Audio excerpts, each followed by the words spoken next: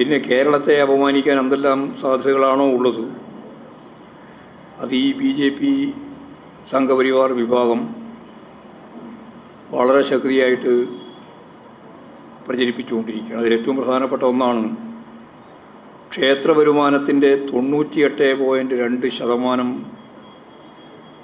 മുസ്ലിങ്ങൾക്ക് വേണ്ടിയിട്ട് നൽകുകയാണ്, അതിനു വേണ്ടിയിട്ടാണ് ഉപയോഗിക്കുന്നത് എന്ന്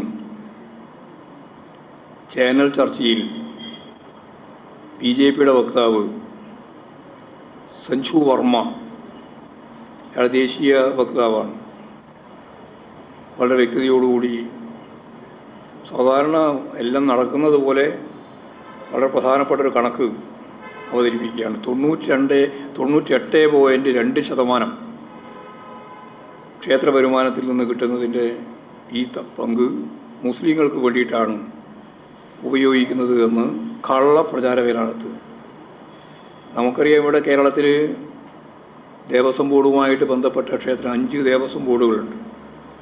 അതിൻ്റെ ഭാഗമായിട്ട് കിട്ടുന്ന ഒരു പൈസയും ഗവൺമെൻറ് സംവിധാനത്തിൻ്റെ ഭാഗമായിട്ട് ഉപയോഗിക്കുന്നില്ല. ദേവസ്വം ബോർഡുകൾക്ക് അങ്ങോട്ട് പണം കൊടുക്കുന്ന നിലയാണ് കേരളത്തിലെ ഗവൺമെൻറ് സ്വീകരിച്ചുകൊണ്ടിരിക്കുന്നത്. മുമ്പ് കേരളത്തിൽ BJPക്കാർ നിരന്തരമായിട്ട് പറഞ്ഞുകൊണ്ടിരുന്ന ഒരു കാര്യം, ക്ഷേത്ര ഭരണങ്ങളിൽ നിന്ന് കിട്ടുന്ന പണം ഗവൺമെൻറ് ഖജനാവിലേക്ക് എടുക്കുന്നു എന്നാണ്. അപ്പോൾ ഗവൺമെൻറ് ഖജനാവിലേക്ക് എടുക്കുന്നില്ല എന്ന് മാത്രമല്ല, ശബരിമല ഉൾപ്പെടെയുള്ള പ്രോജക്റ്റിൻ്റെ ഭാഗമായിട്ട് പണം ഗവൺമെൻറ് ഓരോ വർഷവും ക്ഷേത്ര ഉത്സവം ഉൾപ്പെടെയുള്ള പരിപാടികൾക്ക് വേണ്ടി കൂടുതൽ ചിലവാക്കുന്ന നിലയാണ് സ്വീകരിച്ചത്. അപ്പോഴാണ് ഈ സഞ്ജു വർമ്മ പറയുന്നത് 3578 ക്ഷേത്രങ്ങൾ ദേവസ്വം ബോർഡ് ഭരിക്കുകയാണ്, അതിൽ 590 കോടി രൂപയുടെ വരുമാനമുണ്ട്. ഈ വരുമാനത്തിൻ്റെ 98.2% ഹിന്ദുക്കൾക്ക് നൽകാതെ മുസ്ലിങ്ങൾക്ക് നൽകുകയാണ് എന്ന് മാത്രമല്ല, ഹിന്ദു സ്ത്രീകളാണ് ഈ ക്ഷേത്രങ്ങളിലുള്ള വരുമാനത്തിൻ്റെ പ്രധാനപ്പെട്ട പങ്ക് നിർവഹിക്കുന്നത്. അവരുടെ മാല, അവരുടെ വരുമാനം, വള, താലിമാല ഒക്കെയാണ് നൽകുന്നത്. അപ്പോൾ മോഡി പറഞ്ഞതിനെ ശരിയായ രീതിയിൽ ഞങ്ങൾ ഈ കേരളത്തിൻ്റെ അനുഭവം വെച്ച് വിശദീകരിക്കുകയാണ് എന്നാണ് ഇവർ പറഞ്ഞുകൊണ്ടിരിക്കുന്നത്.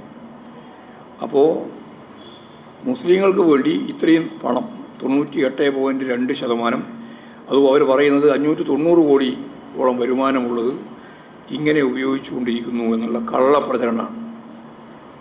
കള്ളപ്രചരണം എന്ന് പറഞ്ഞാൽ ഇത് ഒരു തരത്തിലുള്ള വസ്തുതയില്ലാതെ വെറുതെ കെട്ടിപ്പൊക്കി ഒരു കളവുണ്ടാക്കുക, ആ കളവ് വ്യാപകമായി പ്രചരിപ്പിക്കുക. ഇതാണ് വളരെ പ്രധാനപ്പെട്ട ഒരു പ്രശ്നമായിട്ട് കാണുന്നത്.